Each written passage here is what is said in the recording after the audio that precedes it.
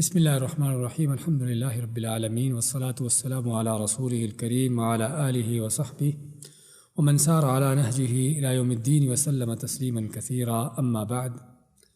تفسیر موضوعی میں ہم اگلا باب شروع کرتے ہیں درگزر و معافی کا۔ درگزر اور معافی دو لفظ ہم استعمال کرتے ہیں کہ جس کا معنی کیا ہے کہ کسی سے تجاوز کر دینا، اس کی کسی غلطی کو نظر انداز کر دینا، جس کو درگزر کہتے ہیں۔ معاف کر دینا یعنی جو اس نے غلطی کی ہے، جو زیادتی کی ہے، اس کو معاف کر دینا، اس پر پکڑ نہ کرنا، دل سے نکال دینا، تو یہ ہے درگزر و معافی۔ تو درگزر معافی کا معنی تو یہ ہے، تو یہ کیوں ہے کہ انسان اس دنیا میں ہوتے ہوئے اس کو حقیقت میں ہر لمحے ہر وقت معاملات پیش آتے ہیں کہ جن معاملات میں کبھی انسان کو مشکلات بھی آتی ہیں، نقصانات بھی ہوتے ہیں، اور یہ مشکلات یہ نقصانات کبھی تو انسان کو اوروں کی طرف سے ملتے ہیں، عام لوگوں کی طرف سے، اور کبھی اپنے ہی رشتہ داروں کی طرف سے بھی، اپنے عزیز و اقارب کی طرف سے بھی، ان کی طرف سے بھی نقصانات اور مشکلات پیش آتی ہیں، اور جس کے نتیجے میں کیا ہوتا ہے، نقصان کسی نے کر دیا آپ کا، کسی نے آپ کے بارے میں بات کہہ دی اور اس طرح کا معاملہ ہو گیا، تو ہوتا کیا ہے پھر کہ انسانی مزاج ہے کہ نقصان برداشت نہیں ہوتا۔ کوئی آدمی کو غلط بات کہہ دے کہ جو تان بازی کی ہو، طنز کی ہو، تو گوارا نہیں ہوتی۔ پھر کیا ہوتا ہے کہ اس کے نتیجے میں لڑائی جھگڑے پیدا ہوتے ہیں، اختلافات اور تنازعات پیدا ہوتے ہیں، جس کے نتیجے میں تعلقات خراب ہوتے ہیں، رشتے ٹوٹتے ہیں، اور رشتے ناطے جو ختم ہوتے ہیں، اور بلکہ آدمی اوروں کے ساتھ جو معاملات وہ تو کر رہا ہے جو کر رہا ہے، اپنی ذات کے ساتھ بھی بڑے نقصانات کر رہا ہے۔ ذہنی طور پر کیا ہے، پریشان ہے۔ دشمنیوں کے مخالفتوں میں کیا آپ دیکھتے ہیں کہ سر جو ہے وہ گرم ہوتا ہے، اور کسی نے بہت اچھی بات کہی ہے کہ اگر پرسکون زندگی گزارنی ہے تو سر کو ٹھنڈا رکھو، پاؤں کو گرم رکھو۔ ہاں جی، سر ٹھنڈا رکھو اور پاؤں کو گرم رکھو۔ کیا مطلب؟ ہاں جی، غصہ نہ کرو۔ اور یہ حقیقت ہے کہ جب غصہ آتا ہے تو دیکھیے آپ کا سر جو ہے کیسے آپ کو ابلتا ہوا نظر آتا ہے، سمجھے نا؟ اس لیے سر کو ٹھنڈا رکھنے کی ضرورت ہے۔ اور پاؤں گرم کیسے ہوں گے؟ ہاں، وہاں سے چلے حرکت کرنے میں بھی اور چلنے میں بھی۔ تو خیر یہ ہے، بات کر رہے تھے کہ اوروں کے ساتھ جو انسان الجھتا ہے، ان کے نقصانات کرتا ہے، یا جو بھی ہوتا ہے، مخالفتیں، دشمنیاں پیدا ہوتی، وہ تو جو ہوتی ہیں، اپنے طور پر انسان اپنی ذات میں کتنے بڑے نقصانات کرتا ہے کہ ڈپریشن ہے، نفسیاتی امراض ہیں، اور آدمی طرح طرح کی بیماریوں کا شکار ہوتا ہے۔ پھر بلڈ پریشر، ڈپریشن، نفسیاتی طور پر یہ ساری بیماریاں اسی کا نتیجہ ہے، اسی چیز کا نتیجہ ہے کہ دشمنیوں کا، مخالفتوں کا، بغض کا، حسد کا، دوسروں کے ساتھ لڑائی جھگڑے کا، اسی کا نتیجہ سارا ہے۔ اور بات صرف یہیں پر ختم نہیں ہو جاتی کہ صرف معاملہ دنیا کی حد تک یا اپنی ذات کی حد تک، بلکہ اس سے آگے بڑھ کر گناہوں کی حد تک، کہ جب مخالفتیں ہوتی ہیں، دشمنیاں ہوتی ہیں، بغض ہوتے ہیں، تو کیا خیال ہے آپ کا کہ آدمی ہر وقت اس کا دل دماغ بھی سوچ و فکر میں ہے کہ میں کس طرح اس سے انتقام لوں، بدلہ لوں، کس طرح اس کو گراؤں، اس کے ساتھ کیا کروں۔ ہر وقت اس بات کی سوچ فکر کہ جو بذات خود ہی گناہ ہے، مزید اس سے بڑھ کر آدمی جھوٹ بھی بولتا ہے، بہتان بازیاں کرتا ہے، الزام تراشیاں کرتا ہے، جھوٹی چیزیں۔ تو یہ ہے مخالفتوں کا نتیجہ، اور یہ قاعدہ کلیہ ہے ہر زبان میں، بلکہ ان قوم کے ہاں، کہ انسان جس سے محبت کرتا ہے، آپ کو کسی سے محبت ہے، دوستی ہے، تو کیا ہوتا ہے، اس کی غلط باتیں بھی آپ کو اچھی لگیں گی، اور جس سے دشمنی بغض ہے اس کی اچھی باتیں بھی آپ کو بری لگیں گی۔ یہیں پر کیا ہوتا ہے کہ پھر اس کی باتوں کو غلط دیکھنا، بدگمانیاں کرنا اس کے ساتھ، اور بعض اوقات جس نے بتایا ہے کہ الزام اور بہتان اور یہ ساری چیزیں، گالی گلوچ، لڑائی جھگڑے، یہ سارے کے سارے گناہ ہیں، یہ سارے کے سارے جرم ہیں۔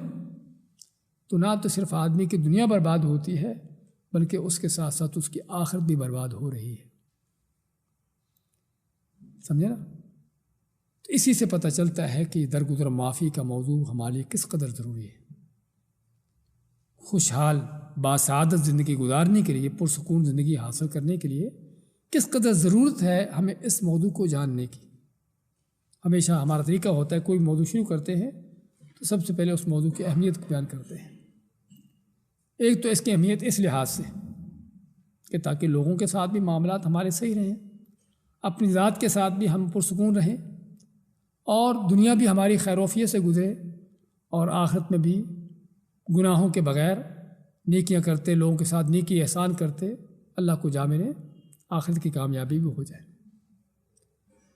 اس کے ساتھ ساتھ ایک اہم موضوع اس درگزر معافی کے حوالے سے یہ بھی ہے کہ آج کے اس دور میں کہ جب کہ اسلام کے خلاف پروپیگنڈا، اور پروپیگنڈا کس چیز کا ہے؟ دہشت گردی کا، تشدد کا، کہ مسلمان بڑے متشدد ہیں، بڑے یعنی کہ سخت ہیں، فنڈامنٹلسٹ ہیں، اور پتہ نہیں کیا کیا اس طرح کے الزام لگتے ہیں، اور طرح طرح کے تشدد کے ان کے اوپر یہ ساری چیزیں کی جاتی ہیں۔ ان حالات میں ایک مسلمان کو اشد ضرورت ہے درگزر معافی کے اس موضوع کو پہچاننا، جاننا، عملی طور پر اس کو لانا، تاکہ کافر کو، دشمن کو تصور دیا جا سکے کہ اسلام کے خلاف جو پروپیگنڈے کیے جاتے ہیں، تشدد کے، غلو کے، دہشت گردی کے، بدامنی کے سارے جھوٹ ہیں۔ اسلام یہ ہے کہ جو دوسروں کے ساتھ درگزر معافی کا سبق دیتا ہے، اور ان کی غلطیوں کو نظر انداز کرنے کی تعلیم دیتا ہے۔ تو یہ ہے اسلام کہ جو درگزر معافی کا دین ہے، نہ کہ لوگوں سے بدلے انتقام لینے کا دین ہے۔ اس زمانے میں خاص طور پر ہمیں اور بھی ضرورت ہے اس موضوع کو سمجھنے کی، عملی طور پر اس کو اپنی زندگی میں لانے کی، تاکہ کافروں کو تصور دے سکے کہ ہم جس دین پر ہیں وہ کن آسانیوں کا دین ہے، کس رحمدلی کا دین ہے، کہ جس کے بارے میں آپ مانتے ہیں، بولے بعثت بالحنیفیۃ السمحہ، کہ مجھے تو اللہ نے آسان دین دے کر بھیجا ہے۔ تو یہ ہے اس موضوع کی اہمیت درگزر معافی کی۔ اس کے بعد کچھ آیتیں لیتے ہیں ہم انشاءاللہ۔ پہلی آیت میں اللہ تعالیٰ کا فرمان، وَسَارِعُوا إِلَىٰ مَغْفِرَةٍ مِّن رَبِّكُمْ وَجَنَّةٍ عَرْضُهَا السَّمَاوَاتُ وَالْأَرْضُ أُعِدَّتْ لِلْمُتَّقِينَ۔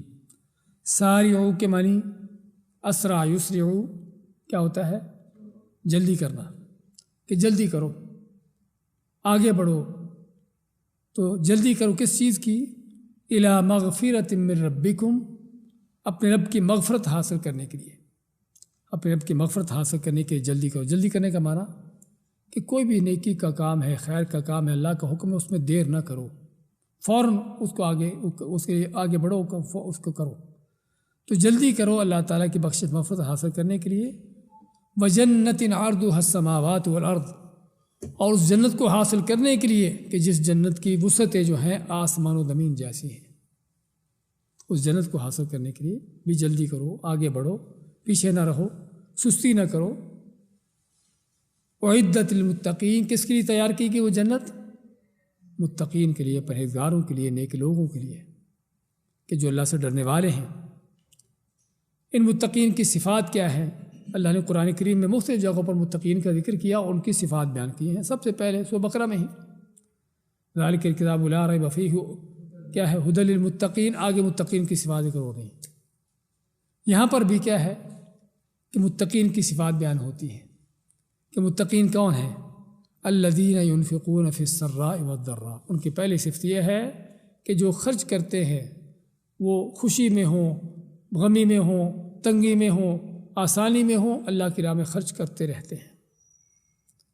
کہ جس میں تنبیہ ہے اس بات کی کہ صرف اسی وقت خرچ نہیں کرنا چاہیے جب مال بہت فالتو پڑا ہو، بلکہ بعض اوقات تنگ دستی بھی ہو، خود بھی بھوکے ہوں، لیکن اپنے سے زیادہ بھوکے کو اس کو ترجیح دینا، اس کو مقدم کرنا، اس وقت بھی خرچ کرنا، اصل خرچ یہ ہے۔ میں اعدت للمتقین الذین ينفقون فی السراء والضراء، کہ جو خرچ کرتے ہیں اللہ کی راہ میں، خوشی میں، غمی میں، تنگی میں، آسانی میں۔ ایک صفت، دوسری صفت کیا ہے؟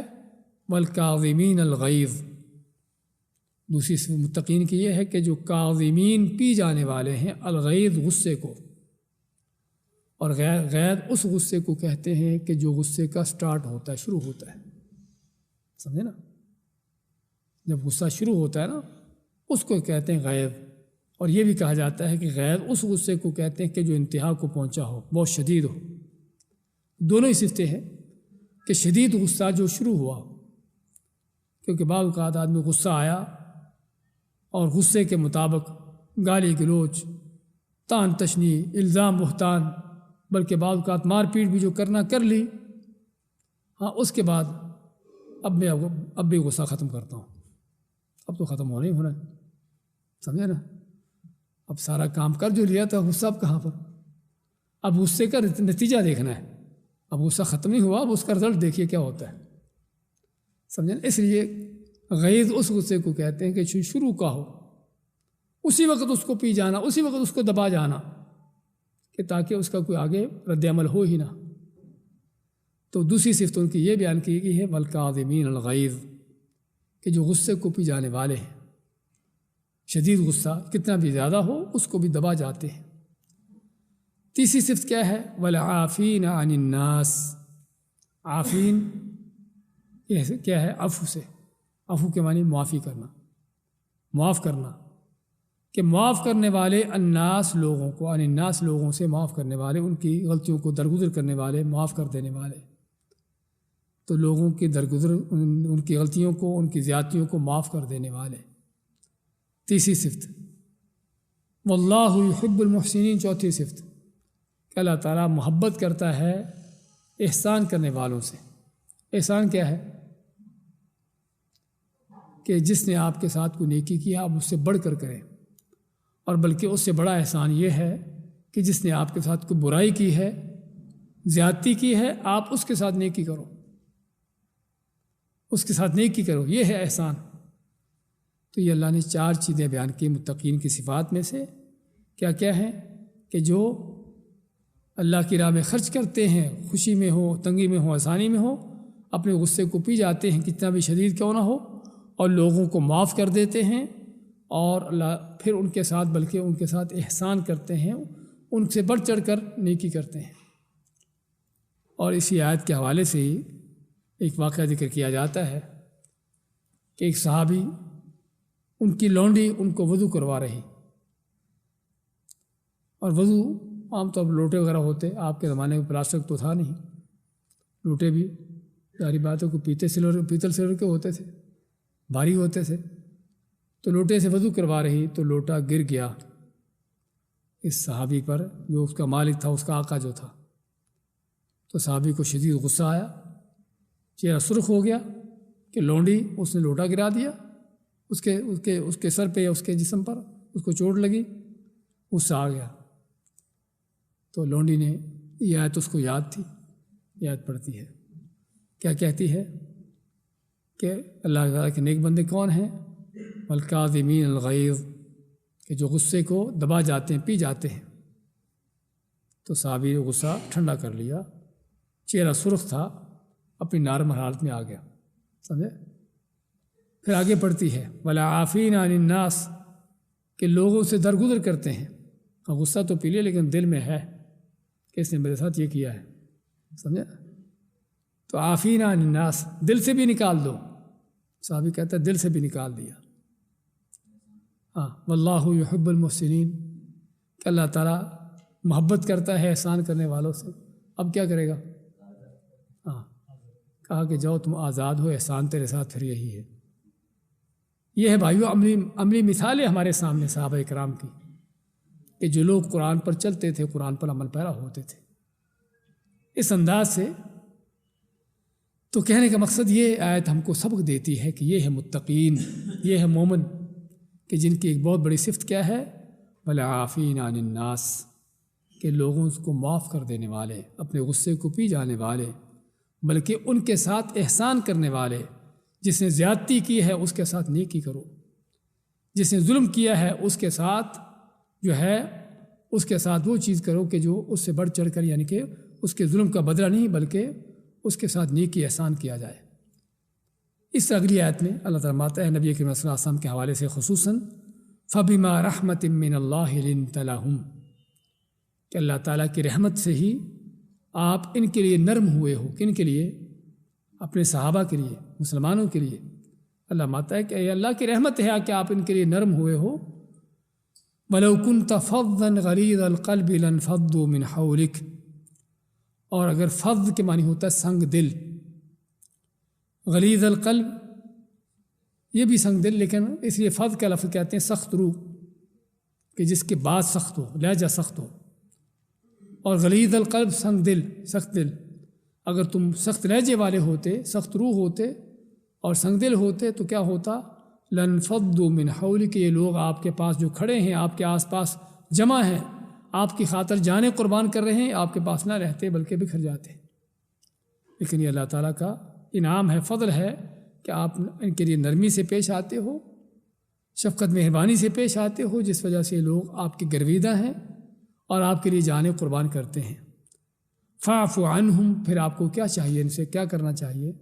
ان کو معاف کر دیا کرو۔ وَاسْتَغْفِرْ لَهُمْ، اور ان کے لیے بخشش مانگا کرو۔ وَشَاوِرْهُمْ فِي الْأَمْرِ، بلکہ ان سے مشورے لیا کرو۔ یہ ہے لوگوں کو اپنے ساتھ چلانے کا انداز۔ یہ ہے قیادت کا بہت بڑا فن، کہ آپ کیسے لوگوں کی قیادت کرو۔ قیادت کرنے کے لیے یہ عظیم اخلاق ہونے چاہیے کہ نرم دلی ہو، ہمدردی ہو، خیر خواہی کا جذبہ ہو، اور ساتھیوں کی جو غلطیاں ہیں اس سے درگزر کیا جائے، ان کو معاف کیا جائے، اور ان کے لیے اللہ سے دعائیں کی جائیں۔ اور بلکہ کوئی کام ہو، کوئی معاملہ ہو تو ان سے مشورے لیے جائیں، تاکہ ان کو ان کی اہمیت دلائی جائے کہ تم، یعنی کہ میرے ساتھ یہ نہیں کہ تم کوئی صرف میری مدد کر رہے، بلکہ میرے اس کام میں مکمل برابر کے شریک ہو، اس انداز سے۔ تو یہ ہے فن قیادت، کہ قیادت کس طرح کی جاتی ہے، لیڈرشپ کس طرح کی جاتی ہے۔ تو یہاں پر بھی سب سے بڑی صفت کیا ہے؟ فَاعْفُ عَنْهُمْ، ان سے درگزر کرو، ان کو معاف کرو۔ یہ تو تھی کچھ حکم، آگے کچھ عملی مثال بھی دیکھ لیجئے۔ تیسری آیت میں اللہ تعالیٰ فرماتا ہے قَالَ لَا تَثْرِيبَ عَلَيْكُمُ الْيَوْمَ يَغْفِرُ اللَّهُ لَكُمْ، کہا کہ آج تم پر کوئی ملامت نہیں، اللہ تمہاری بخشش کر دے۔ وَهُوَ أَرْحَمُ الرَّاحِمِينَ، اور بڑا ہی وہ رحم کرنے والا ہے۔ کس نے کہا تھا؟ یوسف علیہ السلام نے۔ کس کو کہا تھا؟ ان بھائیوں کو کہ جو قتل کرنے کے سازشیں کرتے رہے تھے، اور نہ کہ صرف سازشیں بلکہ کنویں میں ڈال کر اپنی طرف سے شاید وہ مار بھی بیٹھے تھے کہ کسی نہ کسی طریقے سے آنکھوں سے دور ہو جائے۔ تو ان بھائیوں کے خلاف کہ جو زندگی بھر ان کی تکلیفیں سہتے رہے، آج یہ تخت پر بیٹھے ہیں اور بھائی سامنے کھڑے ہیں، اور چاہتے تو جو بھی ان کو سزا دینا چاہتے دے سکتے تھے، کیونکہ صاحب اقتدار ہے ان کے، حکومت ان کے ہاتھ میں۔ لیکن کیا فرماتے ہیں؟ لا تثریب علیکم اليوم، تثریب کے معنی ملامت، کہ تم پر آج کوئی ملامت نہیں۔ ملامت کیا ہوتی ہے؟ افسوس ہے۔ ملامت بھائی وہ ندامت ہوتی ہے، کہ لفظ ملتے جلتے ہیں لیکن فرق ہے۔ ہاں جی، ہاں جی، ہاں، ملامت یعنی کسی کو شرمندہ کرنا، کسی کو ڈانٹ ڈپٹ کرنا، کسی کو یعنی کہ اس طرح کی چیز کرنا، ان کو یعنی کہ ان کے غلطی کا احساس دلاتے ہوئے ڈانٹ ڈپٹ کرنا، یہ ہوتا ہے ملامت۔ ہاں، جھڑکنا بھی کہہ سکتے ہیں، جو بھی اس طرح کے الفاظ کہہ سکتے ہیں۔ تو اس وقت جب کہ تخت پر بیٹھے ہیں بھائی، محتاج فقیر بن کے سامنے کھڑے ہیں، تو کیا فرماتے ہیں؟ لا تثریب علیکم اليوم، کہ آج کے دن تم پر کوئی ملامت نہیں، تم کو یہ بھی نہیں کہتا کہ تم نے کیا کیا تھا، کچھ یاد بھی نہیں دلایا کہ تم نے میرے ساتھ کیا کیا کیا ہوا ہے۔ بڑا کچھ کیا تھا لیکن کچھ نہیں یاد دلایا۔ یہ ہے حقیقت میں انسان کی عالی ظرف ہونا، اس کا عظیم اخلاق ہونا، کہ اتنا اقتدار ہونے کے باوجود اور اتنا یعنی کہ طاقت ہونے کے باوجود پھر بھی ان لوگوں سے کہ جو بالکل بیچارے غریب مسکین بن کے سامنے کھڑے ہیں، ان سے کوئی بدلہ نہ لیا جائے، تو یہ ہے کسی انسان کی عظمت۔ ماتے ہیں کہ آج کے دن تم پر کوئی ملامت نہیں، پوچھا بھی نہیں کہ تم نے کیا کیا تھا۔ یغفر اللہ لکم، بلکہ ان کے لیے دعائیں کر رہے ہیں، اللہ تمہاری بخشش کر دے کہ یہ تو تم نے واقعی گناہ ہے، میں تو تم کو معاف کر رہا ہوں لیکن اللہ بھی تم کو بخش دے۔ وَهُوَ أَرْحَمُ الرَّاحِمِينَ، اور وہ ہے جو سب سے بڑھ کر رحم کرنے والا ہے۔ تو اس میں ایک عملی نمونہ ہے ہمارے سامنے درگزر و معافی کا، اور یہ نمونہ ہم صرف یوسف علیہ السلام کی سیرت میں نہیں بلکہ آپ صلی اللہ علیہ وسلم کی سیرت میں اس سے بڑھ کر دیکھتے ہیں۔ آگے انشاءاللہ احادیث میں آئے گا اس کا۔ چوتھی آیت اللہ فرماتا ہے سورۃ النور میں، وَلَا يَأْتَلِ أُولُو الْفَضْلِ مِنْكُمْ وَالسَّعَةِ أَنْ يُؤْتُوا أُولِي الْقُرْبَى وَالْمَسَاكِينَ وَالْمُهَاجِرِينَ فِي سَبِيلِ اللَّهِ۔ وَلَا يَأْتَلِ، اور نہ قسم کھا لیں وہ لوگ جو تم میں سے جن کو اللہ نے مال کی وسعت دی ہیں، مال زیادہ، مال کی کشادگی جن کو اللہ نے دی ہے، وہ قسم نہ کھا لیں۔ کس بات کی قسم؟ أَنْ يُؤْتُوا أُولِي الْقُرْبَى وَالْمَسَاكِينَ وَالْمُهَاجِرِينَ فِي سَبِيلِ اللَّهِ، کہ اپنے رشتہ داروں کو، مہاجروں اور اللہ کی راہ میں ہجرت کرنے والے اور مسکینوں کو جو ہے نہ دیں، یعنی اپنے رشتہ داروں پر خرچ نہ کرنے کا قسم کھا لیں، غریب و مسکینوں پر خرچ نہ کرنے کی قسم کھا لیں، ایسا کام نہ کریں۔ وَلْيَعْفُوا، اور ان کو چاہیے کہ بلکہ معاف کر دیں، جنہوں نے زیادتی کی ہے ان کو معاف کر دیں۔ وَلْيَصْفَحُوا، اور درگزر کریں۔ أَلَا تُحِبُّونَ أَن يَغْفِرَ اللَّهُ لَكُمْ يَغْفِرَ اللَّهُ لَكُمْ، کیا تم نہیں چاہتے کہ اللہ تمہاری بخشش کر دے؟ واللہ غفور رحیم، اللہ بڑا بخشنے والا، رحم کرنے والا ہے۔ اس آیت میں آپ کو کیا سمجھ آئی ہے؟ کس کو اس آیت کا واقعہ معلوم ہے کچھ؟ ہاں جی، کس حوالے سے؟ حضرت عائشہ رضی اللہ تعالیٰ عنہ کے اوپر بہتان لگا تھا، کچھ منافقوں نے ان کے اوپر بہتان لگایا۔ اب بہتان تو منافقوں نے لگایا تھا، لیکن کچھ جو سچے مسلمان تھے وہ بھی ان منافقوں کے پراپیگنڈے کا شکار ہو گئے۔ انہوں نے ان کو اس طرح کی باتیں کر دی، اور ان باتیں کرنے والوں میں سے ہی ایک صحابی ہیں مصطح بن اثاثہ۔ مصطح بن اثاثہ ابو بکر صدیق کے رشتہ دار تھے، غریب فقیر تھے، اور مکہ سے ہجرت کر کے مدینہ آئے تھے۔ تو ابو بکر صدیق رضی اللہ تعالیٰ عنہ اس کے اوپر خرچ کیا کرتے تھے، اس کے نان نفقہ جو اس کی ضروریات ہوتی ابو بکر صدیق پوری کرتے تھے۔ اب باقی لوگوں نے، کسی اور نے بات کی تو کی الگ بات ہے، لیکن اس طرح کا گھر کا آدمی، قریبی رشتہ دار بھی ہو، اور جس پر آدمی خرچ بھی کر رہا ہو، یعنی اس پر بندے کے احسانات بھی ہوں، اور پھر وہ جو ہے اس طرح کا کام کرے کہ بیٹی کی عزت اچھال رہا ہے، نبی کی بیوی کی عزت اچھالی، بہت بڑی بات ہے۔ تو ابو بکر صدیق نے جب اس طرح کی چیز دیکھی مصطح سے کہ یہ بھی بہتان بازیاں کر رہا ہے، یہ بھی اس طرح کی باتیں کر رہا ہے، تو انہوں نے قسم کھا لی، اللہ کی قسم آج کے بعد تجھے میری طرف سے کچھ نہیں ملے گا۔ تو اللہ تعالیٰ اس پر آیت نازل کر دی، وَلَا يَأْتَلِ أُولُو الْفَضْلِ مِنْكُمْ، یا تعالیٰ کے معنی نہ قسم کھائیں جو تم میں سے جن کو اللہ نے فضیلت برتری دی ہے، وسعتی اور مال کی کشادگی دی ہے، وہ قسم نہ کھائیں۔ کس بات کی؟ أَن يُؤْتُوا أُولِي الْقُرْبَى وَالْمَسَاكِينَ وَالْمُهَاجِرِينَ فِي سَبِيلِ اللَّهِ، کہ اپنے رشتہ داروں کو، مسکینوں، مہاجروں کو جو اللہ کی راہ میں ہجرت کرنے والے ہیں، ان کو نہ دینے کی قسم نہ کھائیں۔ وَلْيَعْفُوا، ان کو چاہیے کہ معاف کر دیں جو باتیں کی انہوں نے، وَلْيَصْفَحُوا، اور چاہیے کہ درگزر کر دیں۔ أَلَا تُحِبُّونَ أَن يَغْفِرَ اللَّهُ لَكُمْ، کیا تم نہیں چاہتے کہ اللہ تمہاری بخشش کرے؟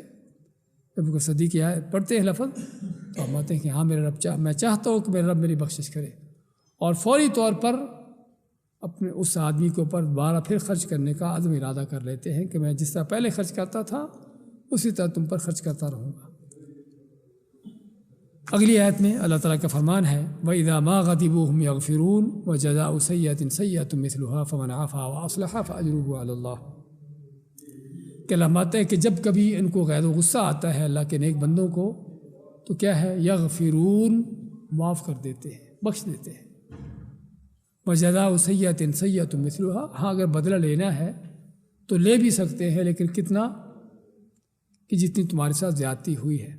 وَجَزَاءُ سَيِّئَةٍ، کسی یعنی کہ برائی سے مراد یعنی کسی زیادتی کا بدلہ اتنا ہی ہے جتنی زیادتی ہوئی ہے، لیکن فمن عفا جو معاف کر دے، لیکن معافی کے ساتھ ایک شرط ہے، واصلح، معاف کرنے کے ساتھ کیا کرے؟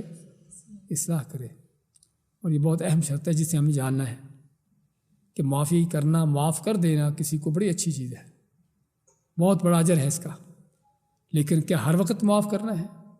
ہر کسی کو معاف کرنا ہے؟ نہیں، اللہ نے یہاں پر فرمایا فمن عفا و اصلح، کہ جس نے معاف کیا اس شرط پر کہ اصلاح ہو جائے، یعنی کسی آدمی سے غلطی ہو گئی، اس کو معاف کر دیا، پتہ ہے کہ غلطی سے نادانستہ طور پر ہوئی، آئندہ نہیں کرے گا، معاف کر دیا اور معافی کا مقصد پورا ہو گیا۔ لیکن ایک دوسرا شریر آدمی ہے، شرپسند آدمی ہے، بدماش ہے، پتہ ہے کہ اس کو معاف کیا تو اور زیادہ چڑھے گا اور پھولے پھلے گا، تو پھر ایسے شخص کو معاف کرنا نہ شرعی طور پر جائز ہے اور نہ ہی کوئی حکمت عملی ہے۔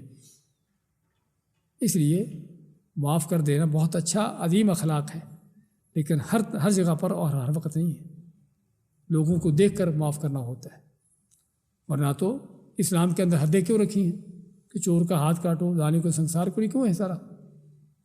اسی لیے ہے تاکہ ان جرائم سے لوگ باز آئیں، ورنہ تو اسلام اللہ تعالیٰ سے بڑھ کر کون ہے جو معاف نہ کرنا چاہتا ہو؟ سب سے بڑھ کر معاف کرنے والا اللہ تعالیٰ ہے۔ تو اس لیے فرمایا فمن عفا و اصلح، کہ جو معاف کر دے لیکن اس طریقے سے کہ اصلاح ہو، فاجرہ اللہ، تو اس کا اجر پھر اللہ پر ہے۔ اجر اللہ پر ہونے کا معنی کہ اللہ تعالیٰ اس کی اس معافی کا اجر دے گا۔ یعنی دوسرے الفاظ میں آپ یہ کہیے کہ اگر معاف نہ کرتا، بدلہ لیتا، انتقام لیتا، کوئی مالی نقصان ہوا تھا پورا کرواتا، ملاؤ بھرو اس نقصان کو، دھرو یہاں پر، تو پورا کروا لیتا تو فائدہ اس کو ہو جاتا۔ اللہ کی طرف سے اس کو جو ملنے والا ہے وہ اس سے کہیں بڑھ کر ہے۔ فاجرہ علی اللہ، اس کا اجر، اس کی معاوضہ کہاں پر ہے؟ اللہ کے اوپر، اللہ کی ذمہ داری ہے، اللہ کے بنے اللہ کی ذمہ داری ہے۔ انہ لا یحب الظالمین، اللہ ظالموں کو ان سے محبت نہیں کرتا۔ وَلَا مَنْ صَبَرَ وَغَفَرَ إِنَّ ذَلِكَ لَمِنْ عَزْمِ الْأُمُورِ، آخر میں فرمایا کہ جو صبر کر کے معاف کر دے، یہ ہے جو اصل عزم و ہمت کے کاموں میں سے ہے۔ تو یہ ہے درگزر و معافی۔ آخری آیت پڑھتے ہیں، آخری دعا رہے گی، خُذِ الْعَفْوَ وَأْمُرْ بِالْعُرْفِ وَأَعْرِضْ عَنِ الْجَاهِلِينَ۔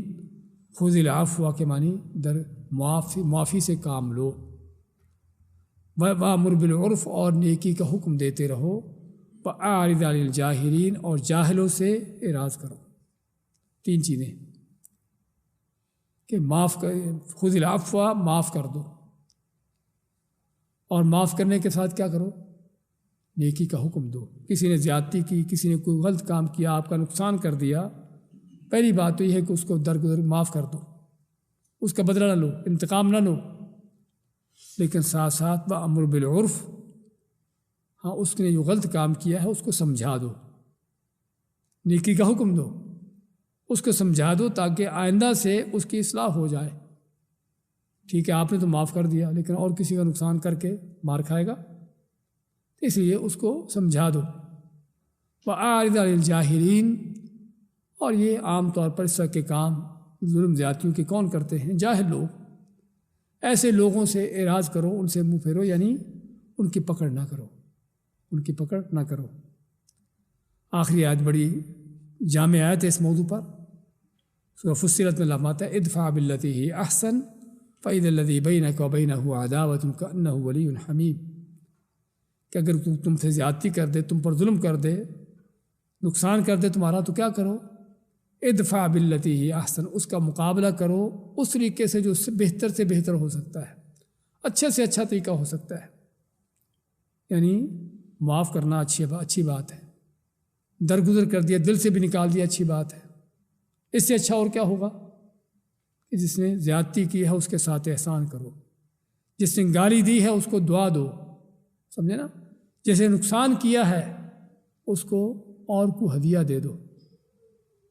یہ ہے باللتی ہی احسن، کہ بہتر سے بہتر اس کا جو یعنی کہ مقابلہ ہو سکتا ہے اس طریقے سے مقابلہ کرو۔ اگر یہ کام کر لیتے ہو تم، اس میں کامیاب ہو جاتے ہو۔ کام بڑا مشکل ہے، کام بڑا مشکل ہے کہ گالی دے وہ آدمی وہ آپ اس کو دعا دیں، سمجھے، کام بڑا مشکل ہے، لیکن اگر کوئی کر لیتا ہے تو پھر کیا ہے، فَإِذَا الَّذِي بَيْنَكَ وَبَيْنَهُ عَدَاوَةٌ، کہ اگر تمہارے اور اس کے درمیان کوئی دشمنی ہے تو کیا ہوگا، كَأَنَّهُ وَلِيٌّ حَمِيمٌ، وہ تمہارا گہرا دوست بن جائے گا۔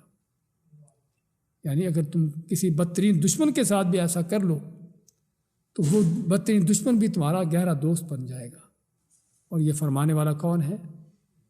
اللہ رب العالمین ہے۔ وہ ہے جو سب سے زیادہ بہتر بندوں کو جانتا ہے کہ اصلاح کب ہوتی ہے، بگاڑ کب ہوتا ہے۔ تو یہ چند آیتیں لی تھیں ہم نے اس موضوع پر، آگے اس موضوع کے حوالے سے احادیث بھی اور مزید تفصیلات آ رہی ہیں کہ جسے ہمیں پتہ چلے گا کہ درگزر اور معافی کس قدر اہم ترین موضوع ہے اور کتنا عظیم اخلاق ہے کہ جو اوروں سے پہلے بذات خود انسان کی سعادتوں کا، اس کی پرسکون زندگی کا باعث ہے۔ ضرورت ہے اس اخلاق کو سمجھنے کی، جاننے کی، اس کو اپنانے کی۔ بارک اللہ فیکم، جزاکم اللہ خیر۔